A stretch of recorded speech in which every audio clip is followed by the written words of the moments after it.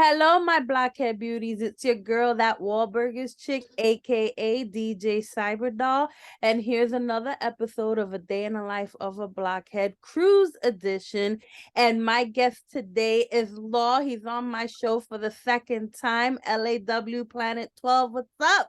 What's up? What's going on, sweetie? You good? I'm good, and you? I'm blessed and kicking, you know what, just making it happen. And most of us still somewhat recovering, but already there. So Yeah. So let me bring you back to the beginning, though. Don't give everything away just no, no, yet. no, no, no, no, no. We ain't gonna give Yeah, it yeah, away. yeah, yeah. But I want to know, like, your whole how you say from when you got the tickets till you set foot on the actual cruise. What was that preparation part like? Pretty much like how I would prepare for going out of town for a show. So of course, there's a lot of what am I bringing, what am I not bringing. No, it's pretty. They always say that celebrities or anybody that's of that caliber, like we don't pick certain things because they. I said no, that's not the truth. I have a tendency to overpack sometimes. I have a tendency to be like, what did I forget? What am I leaving? What if I don't bring this? What if I don't? So a lot of decisions being made, and of course, because I had a couple of shows the week before, it still was a lot because I hadn't been on the cruise. Last time I was on the cruise, I was still married. So the thing about me was that, okay, Law, it's been a minute since you've been on one of these things. So you should go on them a lot. But now you're going by yourself. You're gonna be with a bunch of incredible people who've known you forever and some that don't know you. So mentally, you're still going through that, but physically, it was like, okay, let me just get this shit over with. Let me just pack and then you make all these decisions, and at the end of the day, you end up packing very little, and that's exactly what happened with me. I ended up packing just the amount of stuff I mean, it was still a lot, but I packed just the right amount that I needed. So Okay. And so do you share in the excitement like the other blockheads do when they're like, oh my God, it's been 2 years, we've been locked up. Like, we're gonna get down, we're gonna have fun. Well, I mean, that's me in general. I mean, ever since the pandemic, of course, because I've always said this even during the pandemic. If you remember, the one thing that the pandemic didn't have to teach me was being grateful, being thankful, and appreciating myself and what I do. So for me, it was just like, remember, it's my first time cruising, my first time with cruising with my big brothers, and let alone a bunch of million blockheads on one boat. Everybody had been asking me to go for so long, and now here after 2 years of y'all not doing it, so I'm right there, and I'm perfectly fitted for this coming of. I'm perfectly in tune with getting on this boat with everybody else after they done had 2 years to not be able to enjoy that. Because some people went on all the cruises. You see Yeah. what I'm saying? So that's why, you know, I'm even though I'm like I was new to it, I was like, okay, well, I already know what goes on because I've been, in terms of just, but now to be there, that's Mm-hmm. where my excitement mostly came from. Just being there, just being able to know I finally get to experience what a lot of y'all have been experiencing for the last 10 cruises. So See, that was gonna be my next question, being that you are a first-time cruiser. What was your expectations before you actually went? none. It's simply because when you come in there, it's magical. And let me just say this, people can say I'm being biased, but I don't give a damn. But anything involved in my heroes, any one of my heroes, to be honest, but especially when it comes to new kids, it's always going to be magical. Mm. There's magic in the love of it all. There's magic in people being bold enough to profess their love for their favorite new kid, or just the ambiance of the music that is going to be played that caters to our era. It's so many different factors that go into it. So I had no expectations. It was my birthday weekend, and I'm just like, I'm here to have fun. Mm-hmm. Mm-hmm. Period. That's the bottom line. Right. No, I know. And then, so as you know, on the cruise, every night is the theme night. So tell us what you did for the first night for Love Eternal. For Love Eternal, I just chilled. Like it was just really I forgot what I had on. I think I had on just my one of my gears, you know, just regular t-shirt, and wasn't too in the thing of pocket, because all the other theme nights had something more to offer where we can be able to express ourselves in that way. So I just kept it chill. Like it just was really, really. I know some people have red on and stuff like that. I'm like, I ain't bring no red shirt. But that ain't gonna stop me from being a part of the festivity. So, you know, it turned out to be really, really good. Right. So then when you got on the cruise, did people start recognizing you? Did you feel the love? Like when you're Oh surrounded by man. all the blockheads? Yeah.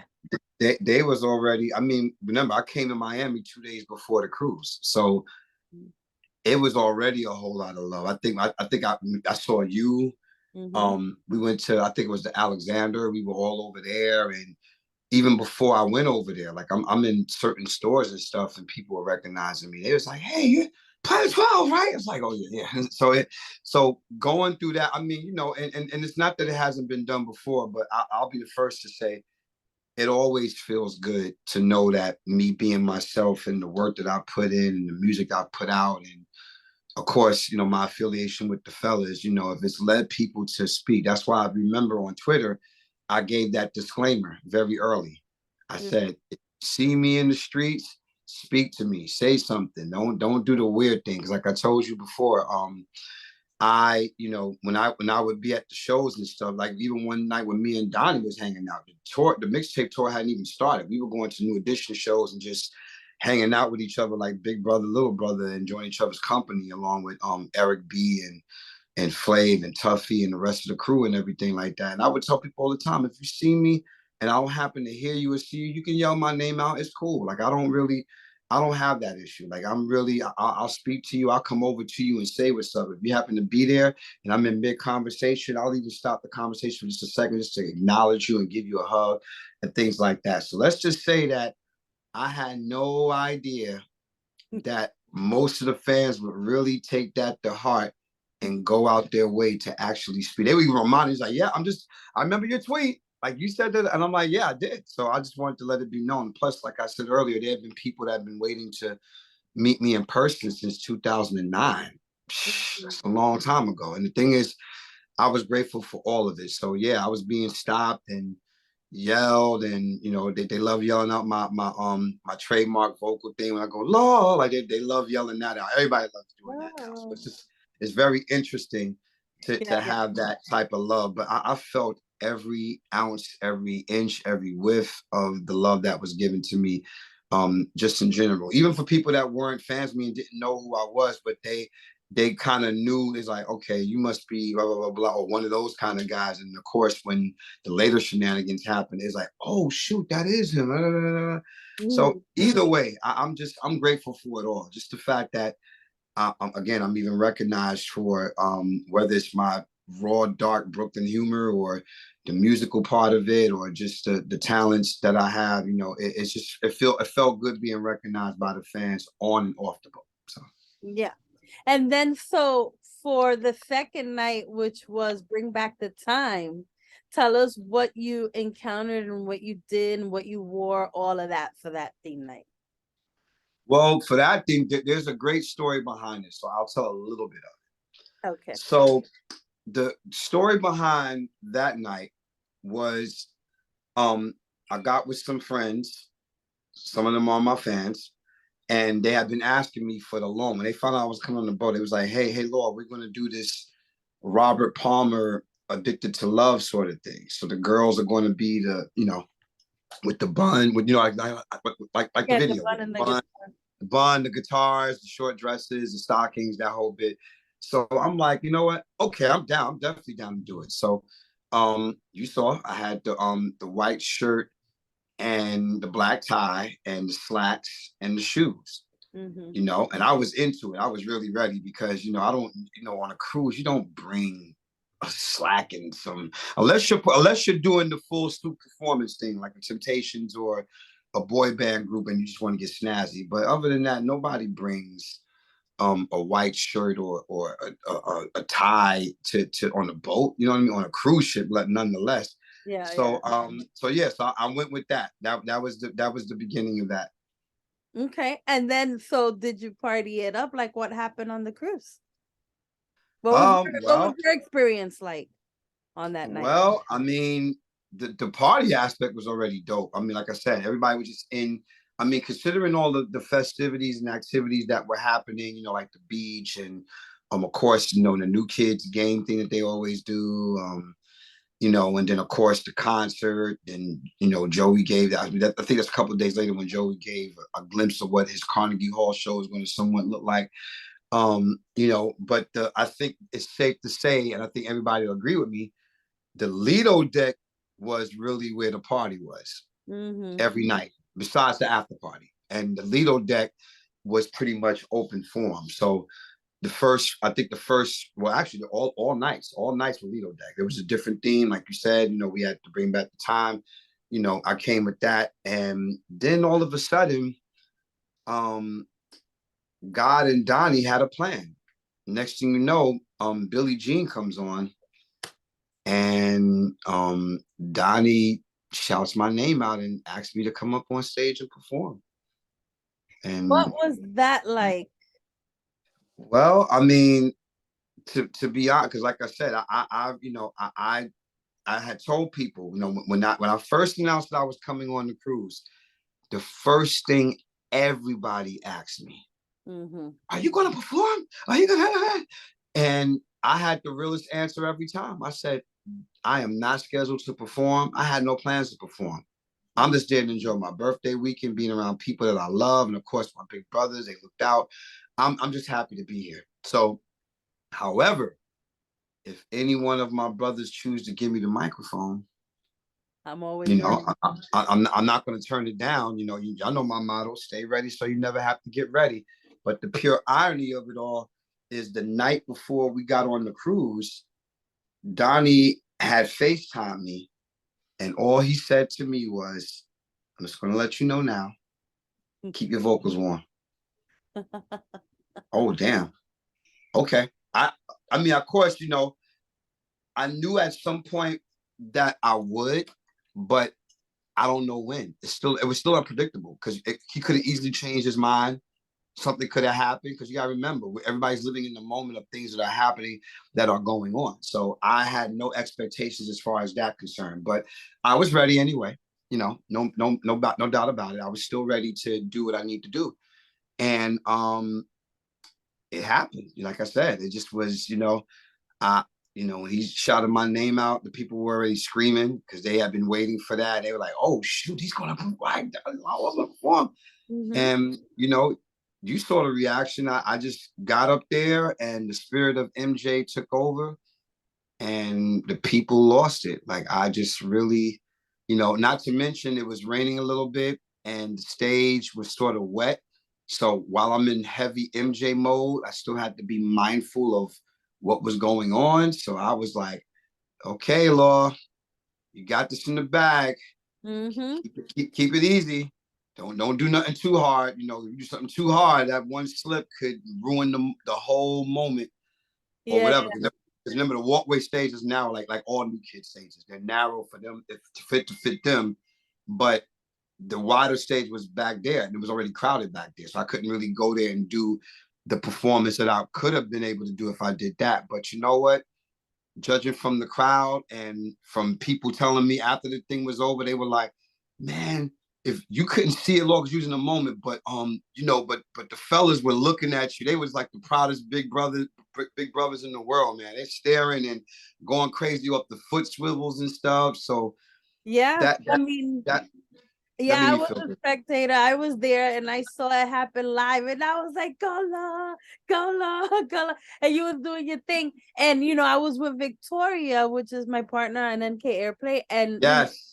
yeah, she's visually impaired. So I'm talking to her and I'm like, "Yo, all right, so this was going on. So Law's up there, he's doing MJ, he's doing the kick, so I'm describing to her detail what it is that you're doing. And she's like, and I see the crowd. I had to record a little bit, but I had to record the actual screen because where I was, everyone that was on stage was blocking my view from you. So I had to record the actual screen.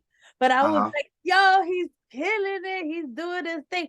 I mean, I wasn't surprised because I've seen you perform like your own stuff, but I was like, but he's killing it. Now these people gonna know who he is. Go ahead, show him who you at, Lord. Show. And it was really cool. It was really cool to see that. So that was from my perspective, but you being up there on stage and seeing all the thousands of people, I mean, you're used to it. But like at the cruise, being that most people are there for new kids and then they're showing you that love, I know that had to like feel real good. Uh, I mean, I say it all the time. I'm sure people are probably sick of me saying it, but I really don't care. Um, like I always tell, I've been in this business for a long time. Yeah, Grammys are cool. They're okay.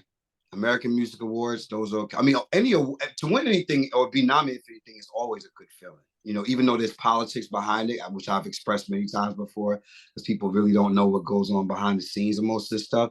Mm-hmm. But I will still dare to say nothing, no award can ever beat the men or the women that you look up to giving you the accolade, giving you the platform, giving you the forum. Because new kids owe me nothing, man. You gotta remember, y'all know the story. I've been digging them since the day that I was at the Apollo, which ironically was the same night that my mother had won amateur night. And New Kids on the Block were the guests, because Hanging Tough was already out there, but they hadn't blown up yet. They were still making what I call their R&B rounds. They had did Soul Train, they had did all now here they are at the Apollo making their rounds with the second album that was supposed to be the final end of the group, because remember, they were threatened by the record label. It's like, look, if this second album don't do well, we're gonna have to drop y'all guys.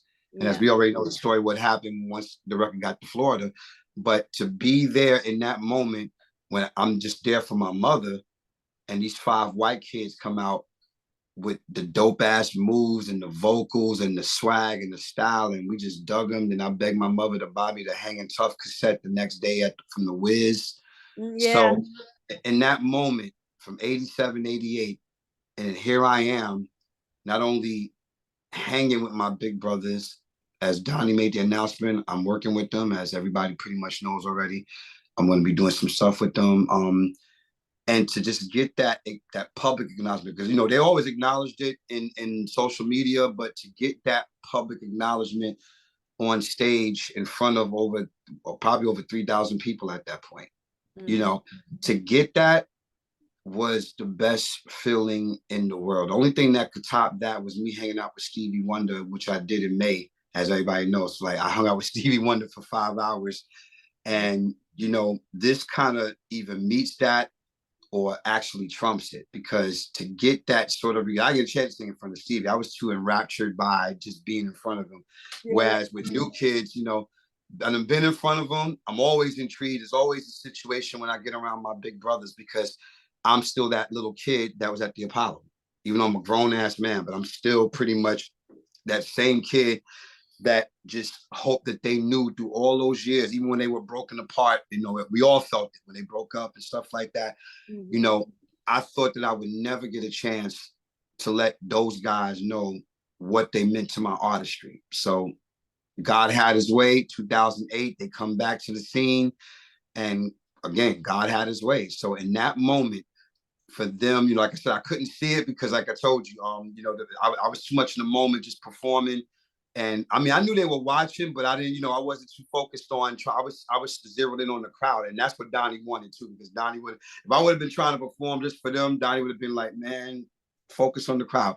But that was already in the thick of that, because Fear the MJ took over, and I forgot that they were even behind me outside the crowd. But the thing is, to get that love, to get that respect, because I have to remind people, they respect me as an artist first. Because that's how Donnie met me. Donnie didn't just meet me as a fan first. Donnie met me as an artist.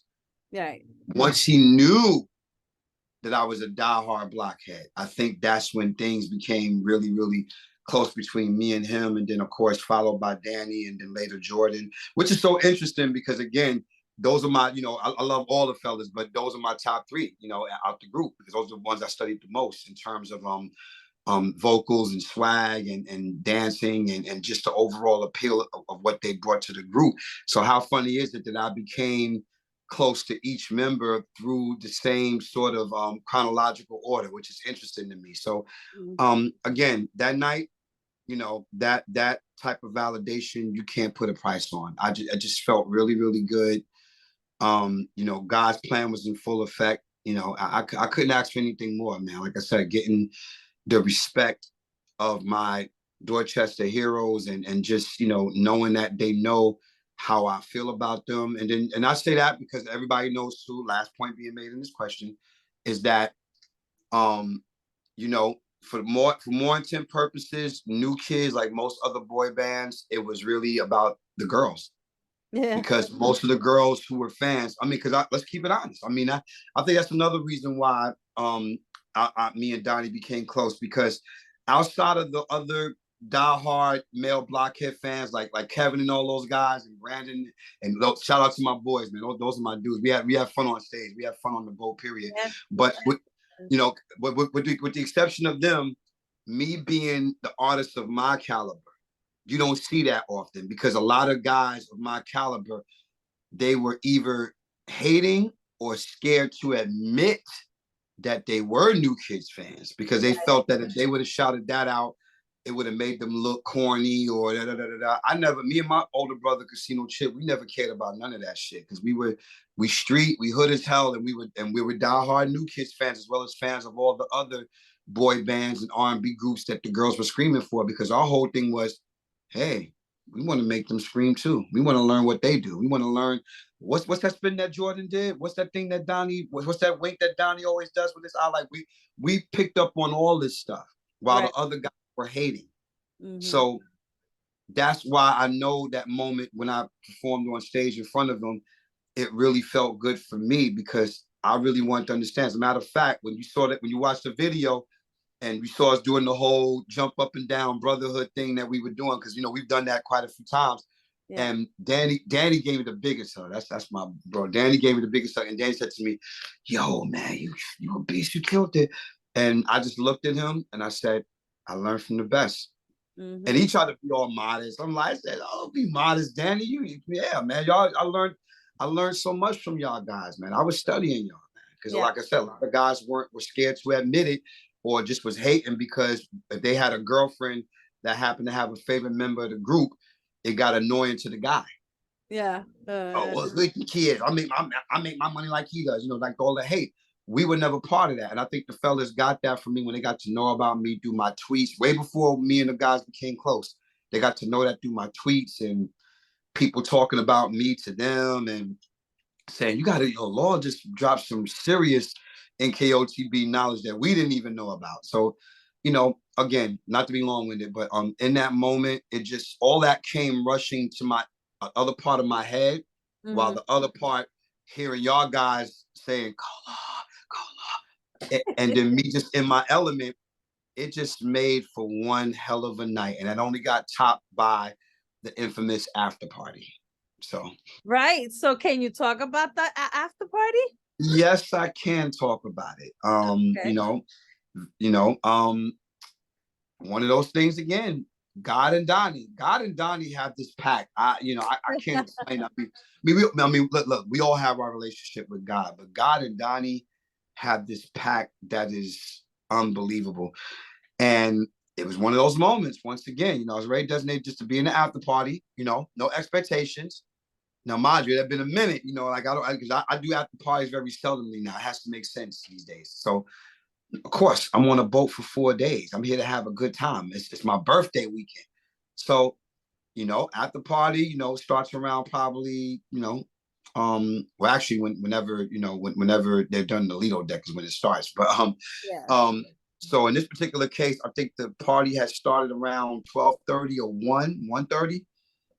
So I went upstairs to go get dressed. I think this was either right after the MJ performance or the day before. Matter of fact, it was the day before the MJ performance. It's the first night, I think. So I come up in there, the DJ is kicking ass, the club is jumping, everybody having a good time. I see people like, oh shit, what up, Long? What up, Long? So I'm partying, get my dance on, having fun. and there's Donnie walking around with the mic and stuff. And then Donnie sees me. Oh shoot, Plan 12 is in the house. Oh, everybody's like going crazy.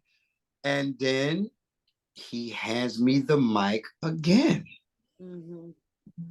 This time to sing No Diggity, because the DJ started playing Blackstreet's No Diggity. Mm-hmm. And I felt very accomplished in that moment, because for a lot of people that don't know, Queen Pen, who's the girl rhyming on No Diggity, that's one of my closest friends. We grew up together. See, the world knows Queen Pen. I know Lanice. Okay. I know when she recorded her first demo. So there's a lot of history there. So the fact that I'm actually singing on one of the greatest R&B, hip hop, pop songs of all time, and that features one of the people who I came up with in the music industry. And here's Donnie giving me a microphone to sing again for the people. And the people love the way I sing. So I started singing it. People were going crazy. So I'm thinking, I'm like, okay, my 5 minutes of fame are up. Let me give Donnie the microphone back so I can go back to partying. And Donnie looked at me and said, continue. Okay. So I continue. About 15 minutes. I'm getting hyped. The DJ's going in now. I guess he must have felt my Brooklyn energy, because at that particular point, I'm no longer on a cruise ship. You know where I'm at? I'm at the club in New York. I'm at the club when I'm partying with my cousins and my brothers and stuff. This is what we do. And it took over me. So I felt like Funk Master Flex for 1 second. So everybody, the DJ is playing. I'm like, let's go. I'm hyping the people up. Matter of fact, Katrina, my publicist, she was telling me that there was a guy that was damn near asleep. And she said that as soon as you got on the mic and started hyping the crowd, he woke up. So I'm in the moment. 15 minutes in, Donnie's working his way around the club, doing his thing, meeting people, dancing with people and stuff like that, having a ball himself. And I tried to give him the microphone back again at the 50s. I'm thinking, I'm not a mic hawk. I'm not a mic hawk. I'm the kind of person that if you give me the mic, let me rock for a minute and I'm good. Like, I don't need to overemphasize. Unless the crowd wants me to keep going, unless the people want me to keep going, I don't fight for that. Oh, me. Give me the microphone. That's not me. I've never been that guy, even as a teenager. So the thing is, I tried to give him the microphone back again. And he said, nope, continue. So long story short, 2 things happened. I became the unofficial host for the first after party. Then Donnie made the announcement about the possibility of making this a permanent thing for the cruises. Nice. He said it very loud and clear. He said, hey, Law and Donnie after party 2024. That's what he said. I didn't, as you know, I don't put batteries in his back. I don't write for him. You know, Donnie does what he wants to do. He's the captain. Yeah. That came out of his mouth. And, you know, it kind of helped in a way, because even Danny told me, he's like, no, you really helped out in both instances. He said, because, you know, we had the show coming up and Donnie needed his voice. And, you know, and Donnie told me 2 times, like, I wanted to save my voice, man. So you came through on the clutch just to hype the crowd. And just, you know, from what was being told to me, you know, when I was on the beach the next day and people were running up to me and people like, oh my God, you were, because, you know, man, I only, the people I knew, like when I saw you and I saw a few other people, the people who I knew, that's different, you know, that's one thing. But then when you see people who you don't know and they come up to you and they just like, I've been on this cruise 8 or 9 times. That was the best after party that he's ever done. And that's because you had a lot to do with what you were doing on the microphone. Like, your energy is infectious. And then on top of all that, you know, me and Donnie have, everybody know, me and Donnie have very similar energies physicality wise, because we party till 7 in the morning. Yeah. Every night. Keep up. I try. Everybody was like, damn, man, y'all guys are still going. I mean, of course, I said, yeah. So when it finally ended, I'm like, y'all know where I'm going. All right to bed. But I feel you. But that is awesome that you can manifest all that energy and you take that love and then you just give it right back in a performance style. I mean, I saw you. I was like, he's definitely in his element. So that's definitely, if you guys never seen Law perform, okay? And I'm not talking about just on the cruise. On the cruise, y'all got a little bit of what he actually does. I've seen him perform with his own kind of crew and stuff, and it's amazing. Just throwing that out there for you guys that haven't seen. Just go see Planet 12. Okay. Now getting back to the cruise. So now the next night, because right, we still got 2 more nights, right? We still got what was the third night? What was the theme for the third night? It was Third night was the Halloween. Halloween Harbor. What did you Yes. dress up like then? Friday the 13th, baby. Jason Voorhees, Yeah. definitely without question. Um, if you're a true 80s baby, then you know that the main talk when it came to horror films was always about two people. Don't get me wrong. I love Michael Myers. I love Leatherface. And in a lot of ways, even though they bled into the 80s and the 90s, those are really 70s horror film characters. Yeah. Jason and Freddy was the top tier Mm-hmm. of 80s horror movie villains.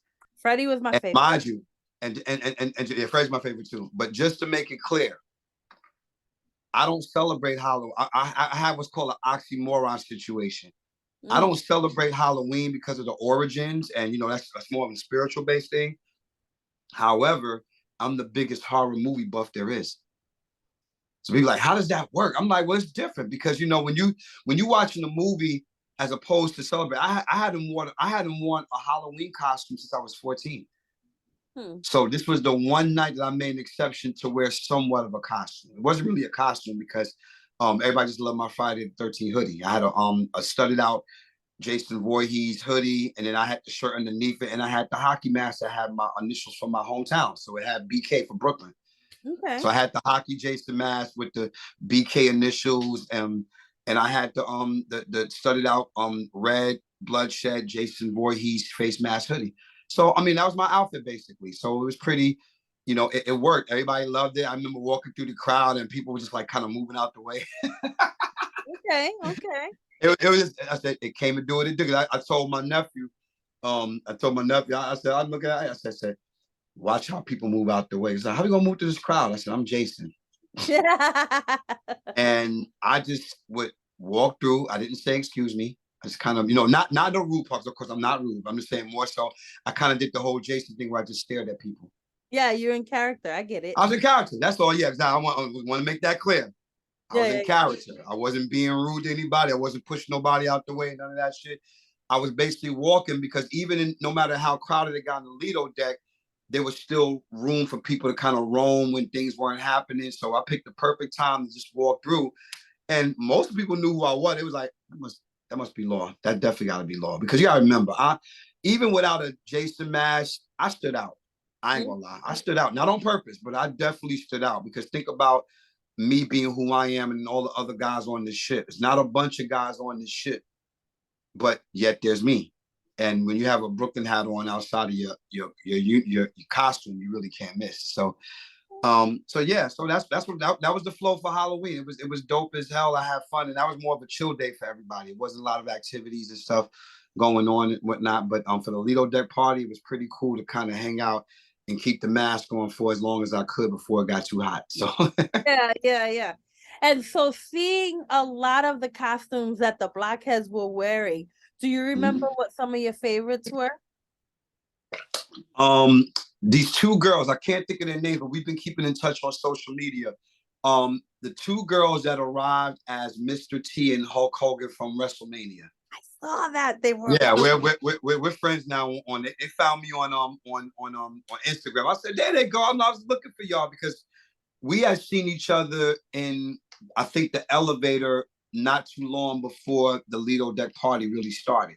And then I think they ended up on stage with me on my birthday night. We didn't get to that yet, but I think they ended up on stage with me that night too. We just really had a thing. And then I remember the matter of fact, the day of that particular night of my birthday, that's when I saw them without the makeup. And I said, well, I knew it was a girl. I said, because it's the way it looked. But that thing was so applicable and it was original because it's very rare that people go as WrestleMania night. So that was that brought me back memories too. So that's the one costume that stuck in my head that I saw because it took me right back to my days of watching WWF.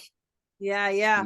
I miss WW. Attitude Era was my favorite era, but man, well, I love the Attitude Era, but nothing beats the original SummerSlam, WrestleMania, Saturday Night Main Event. They used to come on Channel 4 after Saturday Night Live. You know, that those were the days. Like I literally, so it just took me right back to that. I'm like, wow, Hulk Hogan and Mr. T on the same team. I remember that.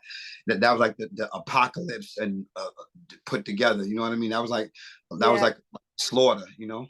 Yeah, you remember the what was it? It was the New York Daily potato chips or whatever. They used to have like the little wrestling cards or Yeah, stickers in their back. of Oh course. my Oh yeah. God. Yes. Because I don't know if that was a Brooklyn thing, because at that time I was in Brooklyn and I used to Yeah. buy them just so that I can collect all those little cards. Yeah.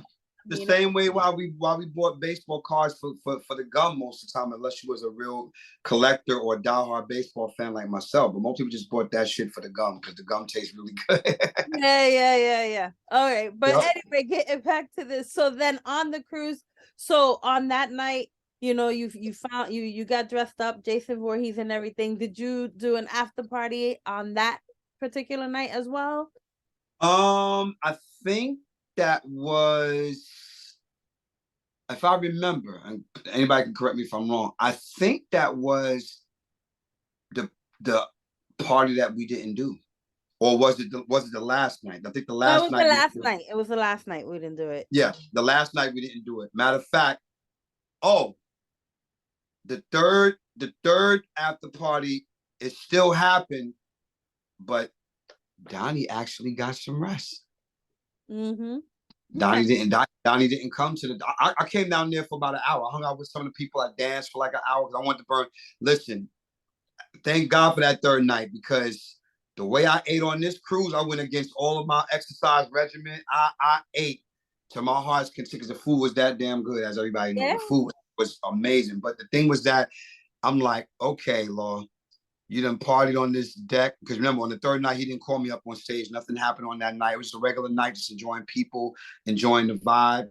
And like I told you, I had no expectations to be up on stage, at any given moment. So you saw what happened. The third night, it didn't happen. I was good with that. I'm like, okay, great. They didn't have to call me up on stage. I'm having fun with the people. I'm just loving it. I'm having great conversations. I'm allowing the fans to get to know a little bit more about me personally, outside of my social media image and things like that. So I'm really, really involved at that particular point with going to the after party. But then Donnie had already told me, he's like, hey, Lord, man, I'm not going to go tonight. So you go in. I'm like, okay. So I just went, I hung out for about an hour, got my dance on, burned some of that food off. Mm-hmm. And then I left. It was around 5 a.m. I left and went to bed. So the after party was still happening, but it was just a different atmosphere. So Okay. And then of course the big day, the last day, it was GPS, it was your birthday, it was it like was. everything going on that day. Tell us about that day for you. That was a full circle day on every level. I mean, it's my birthday, so I'm just like, for even though the Wi-Fi was spotty, so my kids hit me up. I was able to get their texts and stuff, and the whole bit. But the amazing part was my day was kind of planned for me without me planning it. Mm-hmm. First, you and Victoria, y'all literally made me smile from ear to ear, with by the way, that cake was off the chain. Oh my God. Oh yeah, I'm glad you Cake, I damn near almost finished it. Seriously, that cake was off the chain. They didn't And have then the nuts though. They didn't have the nuts. that's okay. That's okay. But the cream and the happy birthday thing in the middle, just the whole, I was like, oh my God. I was like, I haven't even had dinner yet. I was trying to hold, remember I got some other cakes that happened too from various people. They were just giving me cakes. I'm like, what you trying to do? What's going on? What's up? So in any event, so that was a great other part start to my day. Then, not to mention Amanda, our favorite EMT person from Houston, her and Tuffy and Tara got together and planned a party for me for my birthday with decorations, two big ass cakes. They cut up mixtapes. They found some of my albums, like the album covers and stuff, and decorated that. And fans were stopping through, showing love, right over there by the casino. And that was the best feeling in the world, just to be celebrated by people who genuinely love me. So that was between you and them, and it was a whirlwind. I'm like, wow. And then the whole photo session thing was happening. So I'm walking down to that area just to see what was going on, to see how far everything was. And I could barely go back to the party because everywhere I was going, I was getting stopped. Oh, yeah, it's your birthday. No, no, no, no. You were great. You know, people I haven't met, people that that didn't get a chance to meet me, all that stuff. It was crazy. And then I end up running into Chair Chatter, those girls, you know, along with Rat Tail and other publications of NKOTB that have these podcasts. So we just hanging out with each other. I'm kind of keeping people company online and stuff because they were waiting online for a long time because they had the different groups. And of course, Chair Chatter was like, "Oh my God, you be perfect. We need one more person." I'm like, "Oh, that'd be cool," you know. So that's what happened, you know. So I literally became part of. You filled in? I filled in for whoever was supposed to be there that wasn't there.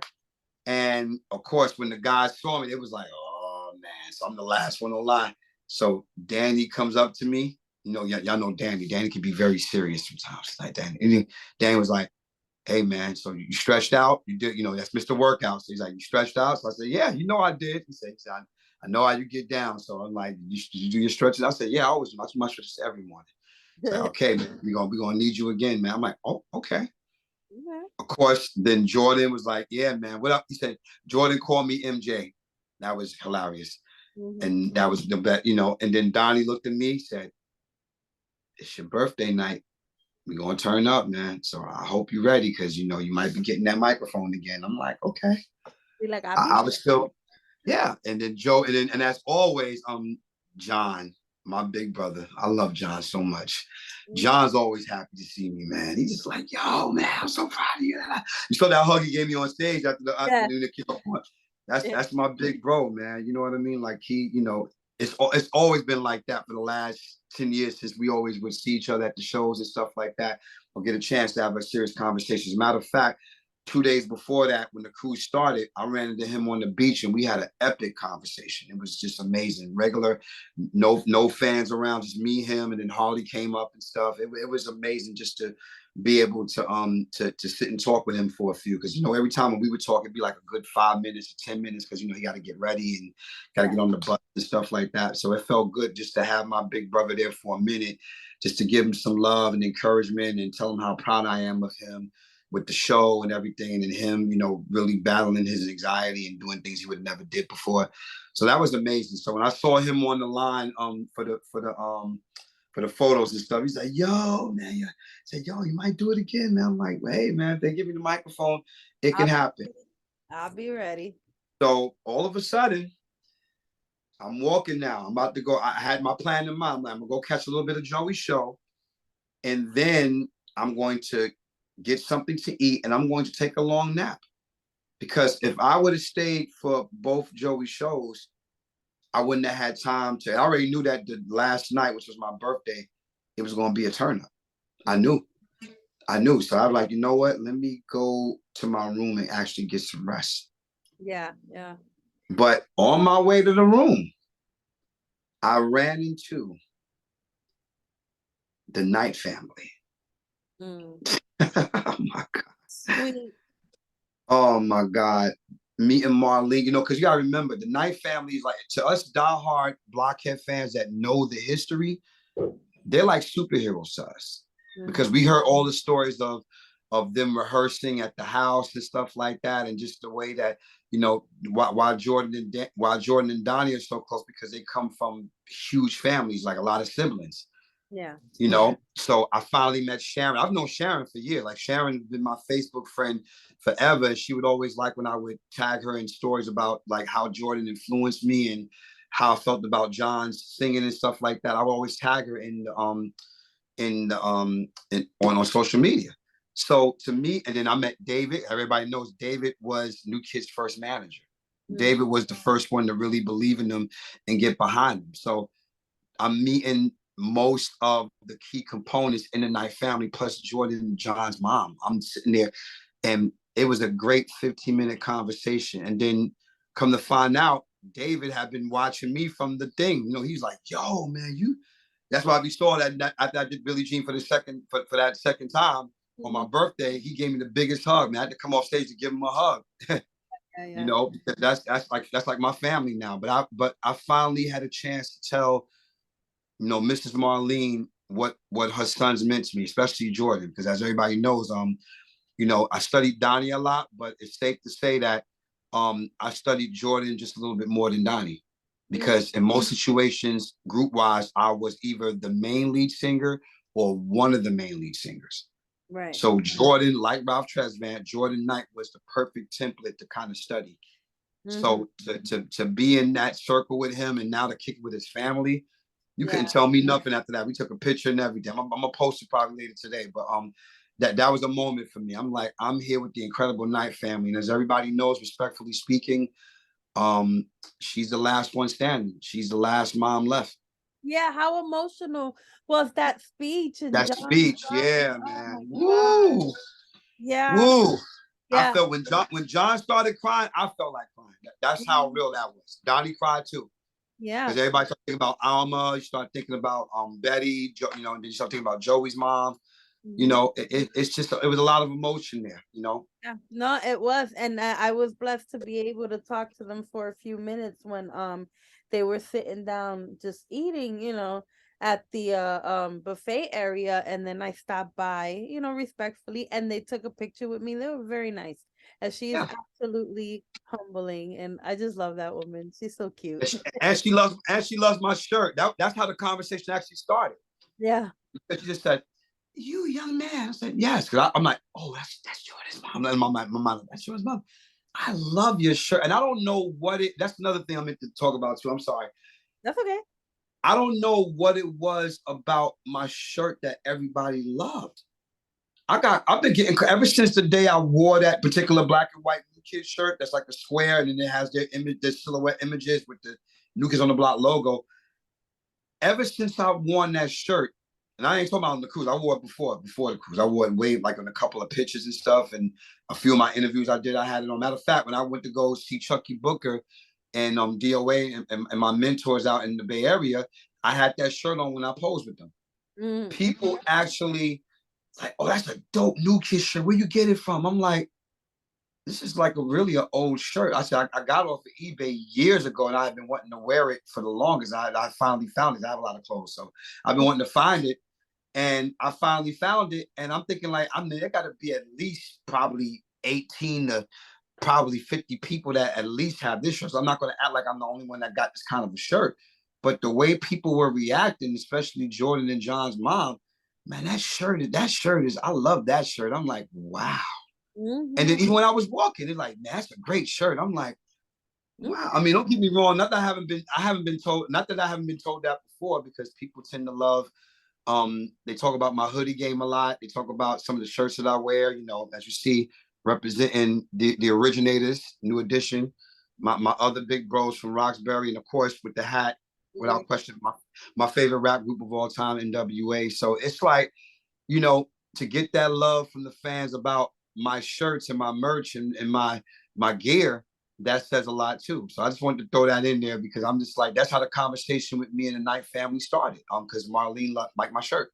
Yeah, the brother's funny too. Like he was there. Oh, David is hilarious. He's David hilarious. is hilarious. But there's Yeah. a lot of stories in between that because you know, Donna Summers' niece, Taisha, is one of my very best friends. And she has some of the best stories about growing up around them. Yeah. So you Would dig what love I'm to saying? get her on my show too eventually. But Oh, absolutely. yeah, yeah, yeah. But this is awesome. So now recapping everything, what would be your message to, and one, to people that's never been on the cruise, and then two, to the guys should they see this? Well, first and foremost, before I even get to those two things, um, I would say that the ultimate highlight for me in that particular realm, since we're talking about that, because that's when the cruise actually ended, like on my birthday. So, um, was of course, you know, this time Joey called me up on stage. Donnie didn't. I think Donnie was going to get dressed. Matter of fact, he was. I think Donnie was getting dressed in another uniform or some whatever. But this time, um, Joey had called me up, and then that's when, you know, Donnie gave me probably the greatest birthday tribute that anyone can give anybody. you know, and that, you know, that's why I be so when I kneeled down, you know, that was me trying to fight back my tears.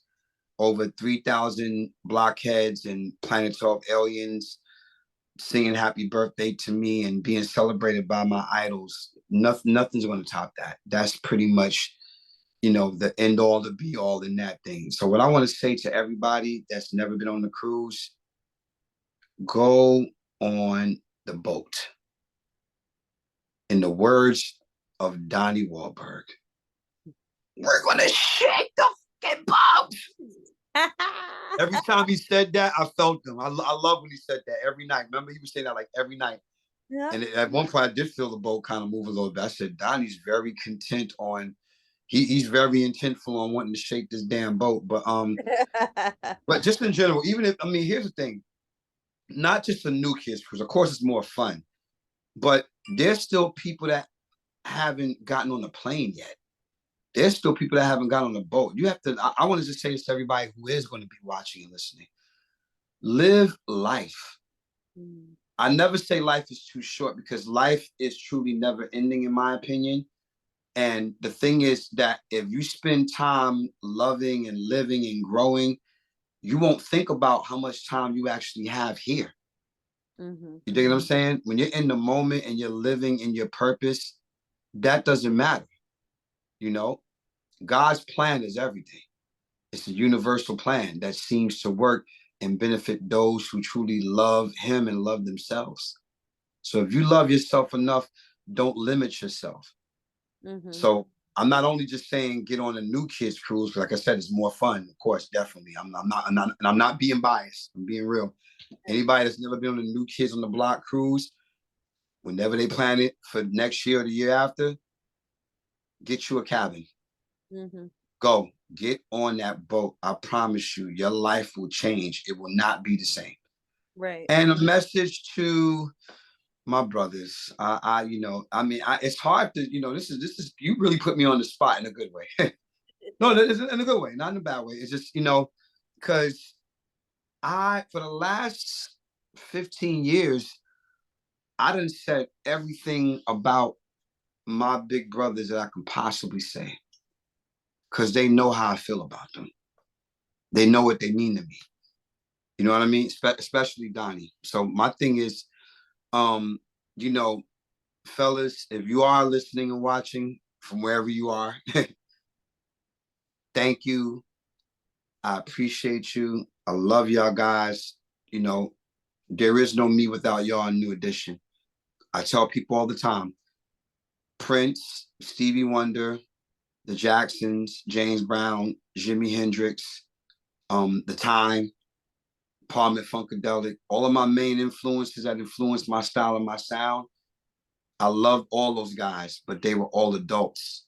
It wasn't until I saw New Edition and later on New Kids on the Block, as well as all the other groups that followed after that template was set, like the Boyz II Men and Jodeci's and Silks and High Fives and Troops and all those groups. You know, there is no me without those two groups. New Kids and New Edition are the two groups where I saw kids that look like me, even though, of course, they're older, but they dress like me. They're from where I'm from. It made more of an impact on me to see other kids from where I'm from, even though we live in different states, to see that we were on the same mission, which was singing, dancing, and rapping, and hopefully people love what we do. So to Jordan, to Danny, to Joey, to John, to Donnie, thank you so much. I love y'all guys, and I will see y'all in the studio real soon. Oh, I am excited about that. You know, I'm gonna try to do a remix. I have to.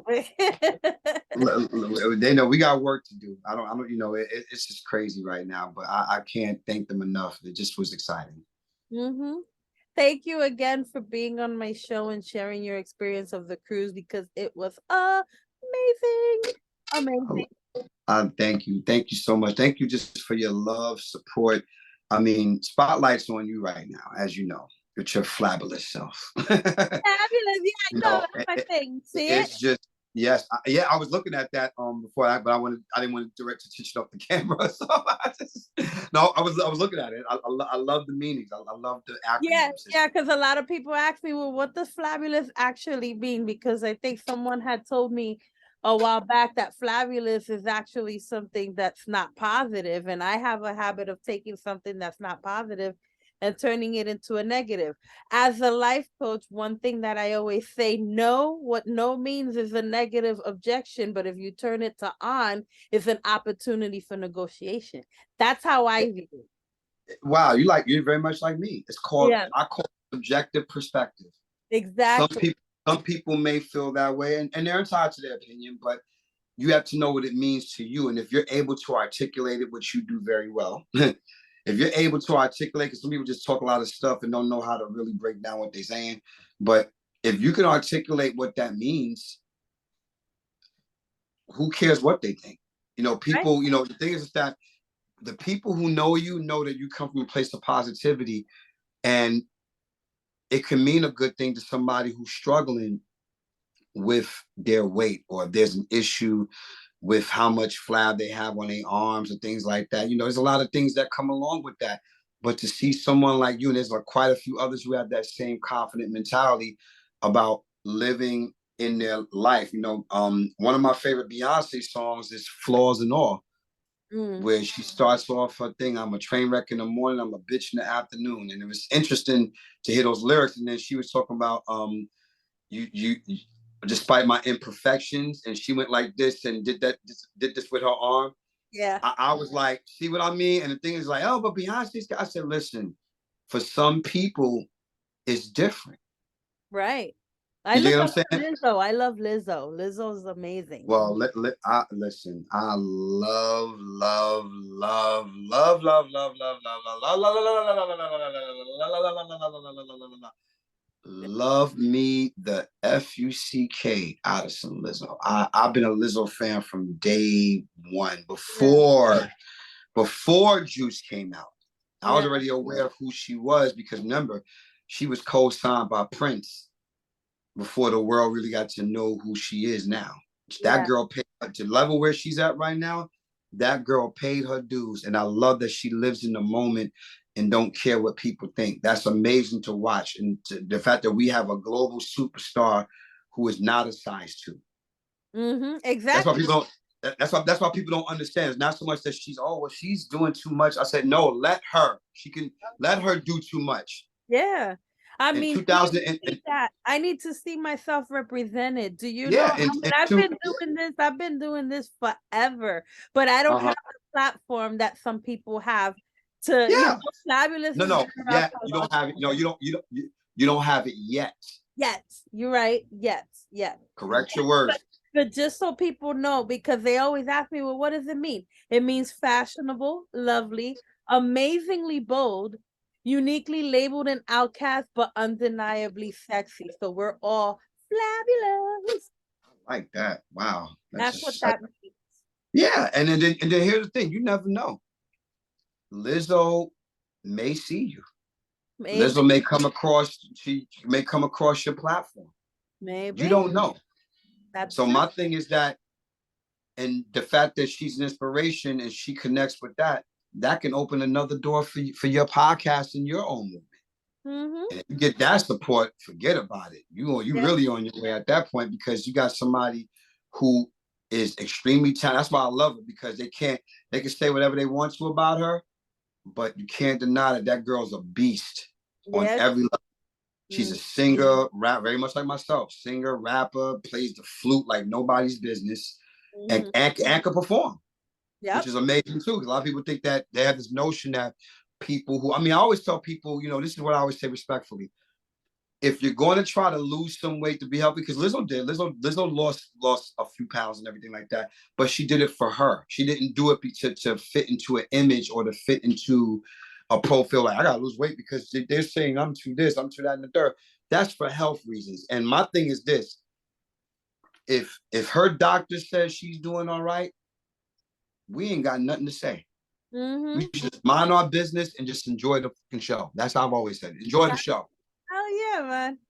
Again, thank you, because I always love having you. We can go on forever about everything. Yes, thank you, thank you, I love having you on my show, and I'm gonna do it again. thank you. I love being here. Thank you for your love and support as always. I appreciate you Always, so. definitely. So for the rest of you, you already know, hit your girl up. I want all the cruise stories. I want all of it because we all had an amazing time. Until next time, stay safe, stay humble, and as always, do we all lift up your arm, lift up your arm, stay